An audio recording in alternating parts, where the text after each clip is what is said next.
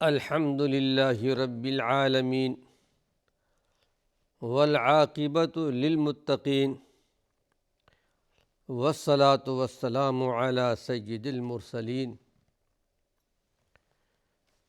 ناظرین کرام، السلام علیکم ورحمۃ اللہ وبرکاتہ۔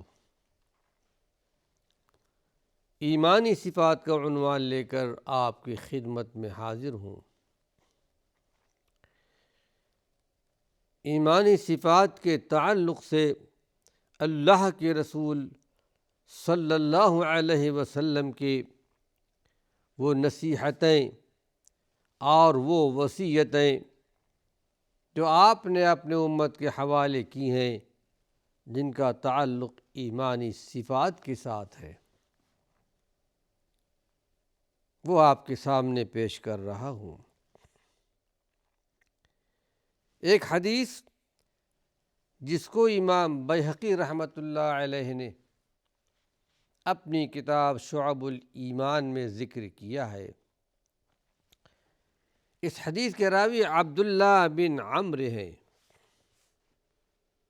بڑے مقدس صحابی ہیں، کہ ان رسول اللہ صلی اللہ علیہ وسلم قال، کہ اللہ کے نبی صلی اللہ علیہ وسلم نے ارشاد فرمایا، اربع اذا کن فیک فلا علیک، یعنی چار چیزیں ایسی ہیں، اذا کن فیک، اگر وہ چیزیں تمہارے اندر موجود ہیں، چار صفات موجود ہیں، چار ایمانی صفات موجود ہوں کسی مرد مومن کے اندر، مومنہ عورت کے اندر چار صفات موجود ہوں، فلا علیک ما فاتک الدنیا، تو اگر تم کو دنیا نہیں ملتی، دنیا کا باغ و بہار، عیش و آرام، آسودگی یہ حاصل نہیں ہے،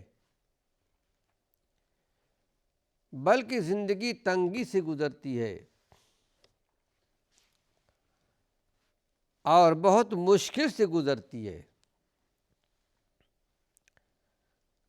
تو اللہ کے نبی صلی اللہ علیہ وسلم نے ارشاد فرمایا، تمہیں کوئی غم نہیں کرنا چاہیے، یہ چار چیزیں جب تمہیں مل جائیں۔ پہلی بات اللہ کے نبی نے بیان فرمائی، پہلے حدیث کا ترجمہ آپ کے سامنے پیش کر دیتا ہوں۔ پہلی بات یہ ہے کہ حفظ و امانت کی حفاظت کرنا۔ دوسری بات ہے صدق و حدیث، سچی بات بولنا، سچائی کی زندگی اختیار کرنا۔ وحسن خلیقۃ، اچھے اخلاق پر آراستہ پیراستہ رہنا، اچھے اخلاق کی زندگی گزارنا۔ وعفۃ فی طعمۃ، اور کھانے میں احتیاط اور پرہیز کرنا۔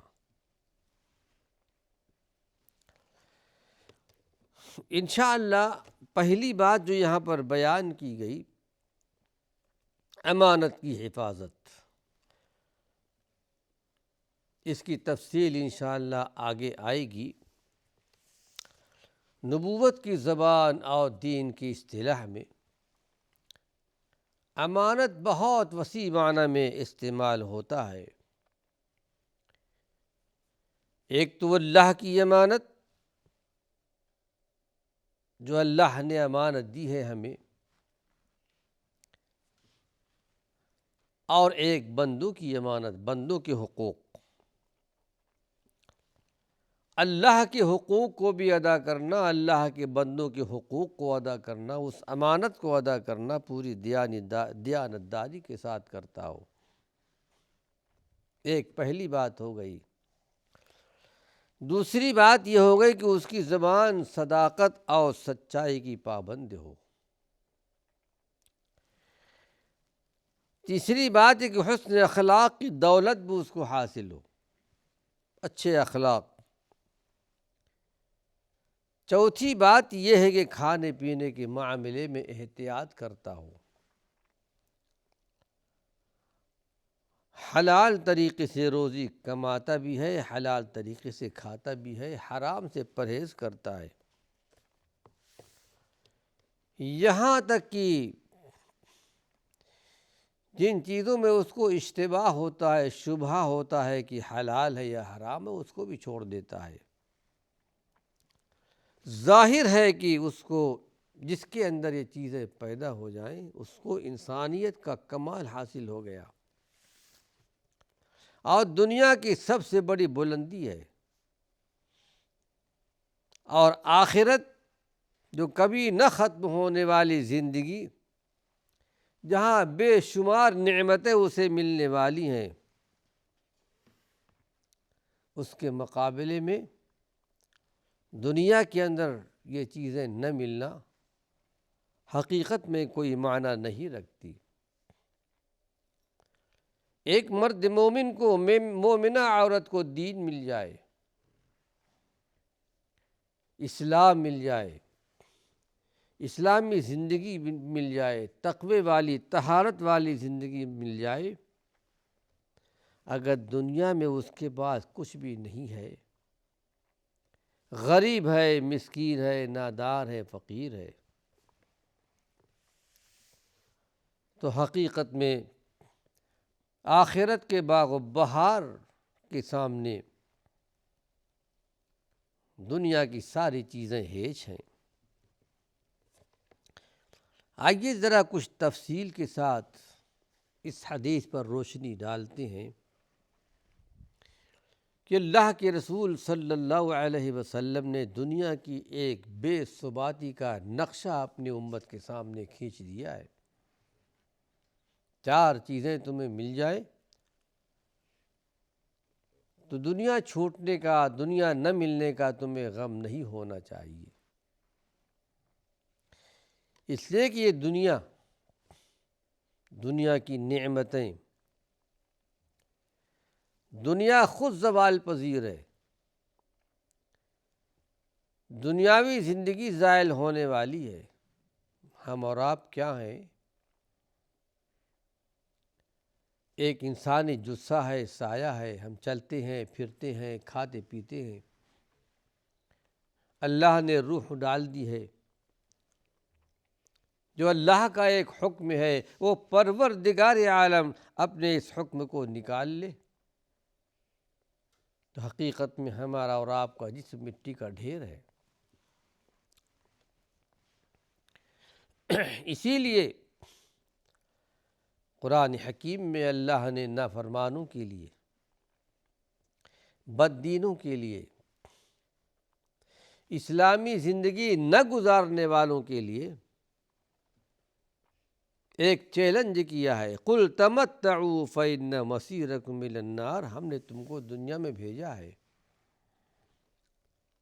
زندگی گزار لو، تھوڑا فائدہ حاصل کر لو، اچھے سے اچھے مکان میں رہ لو، اچھی زندگی گزار لو، لیکن ہاں تمہارا ٹھکانہ، تمہارا پہنچنا تو جہنم کی طرف ہے، ہمیشہ ہمیش کے لیے جہنم کی طرف گھسیٹ کر لائے جاؤ گے۔ قرآن حکیم میں کئی مقام پر اس بات کا ذکر کیا گیا ہے،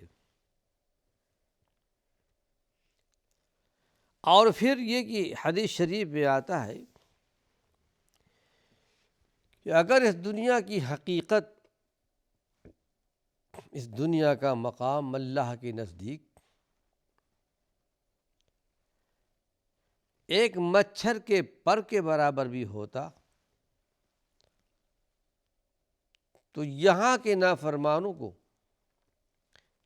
اسلامی زندگی نہ گزارنے والوں کو ایک گھونٹ پانی بھی نہیں دیتا، چونکہ اللہ کی نگاہ میں اس دنیا کی کوئی حقیقت نہیں ہے، اس لیے دنیا اللہ رب العالمین ہر ایک کو دے دیا کرتا ہے۔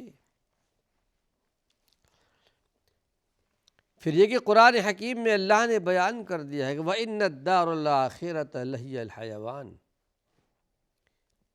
اے ہمارے پیغمبر آپ ارشاد فرما دیجئے آخرت کی زندگی وہی حقیقی زندگی ہے جہاں انسان ہمیشہ رہے گا۔ پھر ایک مرد مومن کو کیا چاہیے دنیاوی زندگی گزارنے کے لیے؟ آئیے ایک حدیث اس ضمن میں آپ کو سناتا ہوں۔ اللہ کے نبی نے ارشاد فرمایا کہ من اصبح منکم آمنا فی سربہ، آدمی اپنے گھر میں بڑے امن کے ساتھ صبح کرتا ہے، رات گزارتا ہے، صبح ہو جاتی ہے امن کی حالت میں، صبح اٹھتا ہے تو اس کی زندگی امن و امان کی زندگی، کوئی جھگڑا نہیں، کوئی فساد نہیں، کوئی بد امنی نہیں۔ ظاہر ہے کہ انسان سکون چاہتا ہے، چین چاہتا ہے، اچھی زندگی چاہتا ہے۔ صبح کرتا ہے تو امن و امان کا عالم ہے۔ وَمُعَافًا فِي جَسَدِهِ، اور صبح کرتا ہے تو بڑی صحت کی حالت میں، کوئی بیماری نہیں، کوئی تکلیف نہیں، امن والی زندگی بھی اس کی اور صحت والی زندگی بھی ہے۔ اور اس کے بعد ایک دن کا کھانا بھی اس کے پاس ہے۔ وَعِندَهُ قُوتَ يَوْمِهِ، ایک دن کا کھانا اس کے پاس موجود ہے۔ یہ اللہ کی بڑی نعمت، یہ بڑی نعمتیں جس کو مل جائیں اور صبح اس عالم میں کرتا ہے تو اللہ کے نبی صلی اللہ علیہ وسلم نے ارشاد فرمایا گویا کہ ساری دنیا سمٹ کر اس کے پاس آ گئی ہے، دنیا کی ساری نعمت اس کے پاس آ گئی ہے۔ رب ذوالجلال ہمیں اس حقیقت کو سمجھنے کی توفیق عطا فرمائے۔ آپ نے ارشاد فرمایا کہ الدنیا فاطمہ والآخرۃ مرضعہ، دنیا دودھ چھڑا دینے والی ہے، ہمیشہ ساتھ دینے والی نہیں ہے۔ آخرت ہمیشہ دودھ پلائے گی، یعنی آخرت کی نعمتیں ہمیشہ ہمیش کے لیے، لا مقطوعۃ ولا ممنوعہ، جنت کی نعمتیں قطع کی نہیں جائے گی، چھینی نہیں جائے گی، سلسلہ ختم نہیں کیا جائے گا۔ پھر اللہ کے پیارے پیغمبر نے آخرت کی طرف، آخرت والی زندگی کی طرف توجہ دلاتے ہوئے ارشاد فرمایا من احب دنیاہ اضر بآخرتہ، جو اس دنیا سے محبت کرے گا اپنی آخرت کو نقصان پہنچائے گا، یعنی اپنی ساری زندگی، ساری کوشش، محنت صرف کرتا ہے دنیا کے لیے، تو اللہ کے نبی نے ارشاد فرمایا آخرت کو نقصان پہنچا لیتا ہے، یقیناً اس کے لیے آخرت میں نقصان پہنچے گا جو صرف دنیا کا بن کر رہ جائے۔ لیکن آپ نے ارشاد فرمایا من احب آخرتہ اضر دنیاہ بدنیاہ، اور جو آخرت سے محبت کرتا ہو، آخرت کے لیے عمل کیا کرتا ہو، اپنے دنیا کو نقصان پہنچائے گا۔ ظاہر ہے آخرت پر عمل کرنے کے لیے ہر چیز احتیاط سے استعمال کرنا ہوگا، حلال حرام کی تمیز کرنی ہوگی، جائز ناجائز کیا ہے، ناجائز خواہشات سے اپنے نفس کو روکنا ہوگا۔ بہت سارے مسائل ایسے آئیں گے، ایک طرف دنیا کھڑی ہے، ایک طرف آخرت کے مسائل ہیں، یہ دنیا کی تکلیفوں کو جھیل لیتا ہے آخرت کے لیے، پھر اللہ کی طرف سے آزمائش تو آتی ہے ناظرین کرام، امتحان تو لیا جاتا ہے، ہم امتحان گاہ کے اندر ہے۔ پھر اللہ کے پیارے پیغمبر نے ارشاد کہ فآثروا ما یبقى علی ما یفنا، اے میرے امت کے لوگوں، جو باقی رہنے والی ہے اس کو اختیار کرنا فنا ہو جانے والی چیزوں پر، یعنی دنیا کے مقابلے میں آخرت کو ترجیح دینا۔ قرآن حکیم میں اس حقیقت کا اظہار بہت سے مقام پر کیا گیا ہے۔ سورہ القیامہ کے اندر کہا گیا، انسانی زندگی کا ایک خاکہ پیش کیا گیا، اکثریت کا، ہر ایک ایسے نہیں ہے۔ اللہ کے نیک بندے ہمیشہ دنیا میں رہے، آج بھی ہیں، آئندہ بھی ہوں گے، لیکن قلیل تعداد میں، اکثریت ناشکروں کی ہے۔ فرمایا کلا بل تحبون العاجلہ وتذرون الآخرہ، ہرگز نہیں، یعنی ایسا ہے، دنیا کو تم پسند کرتے ہو، جلدی کا فائدہ پسند کرتے ہو، آخرت کو چھوڑ دیتے ہو۔ پھر اللہ کے پیارے پیغمبر نے ارشاد فرمایا الدنیا لمن لا دار لہ، دنیا تو اس کے لیے ہے جس کے لیے آخرت پہ کوئی گھر نہیں ہے، آخرت میں کچھ بھی نہیں، جو صرف دنیا ہی کے لیے کام کرتا ہے، دنیا جتنا چاہے اللہ دے دیتا ہے۔ دنیا کے چاہنے والوں کو بھی جتنا وہ چاہے مل جائے، ایسا نہیں۔ جو اللہ چاہے گا، اللہ رب العالمین فرماتا ہے دنیا کے طلبگاروں کو جتنا ہم چاہے دے دیا کرتے ہیں، لیکن ہمیشہ ہمیش کے لیے ہم اس کی قسمت جہنم بنا دیتے ہیں۔ ناظرین کرام، وقت ختم ہو چکا ہے، اللہ نے چاہا اسی عنوان سے کچھ اور مفید باتیں اپنے آئندہ درس میں پیش کروں گا۔ وآخر دعوانا ان الحمد للہ رب العالمین۔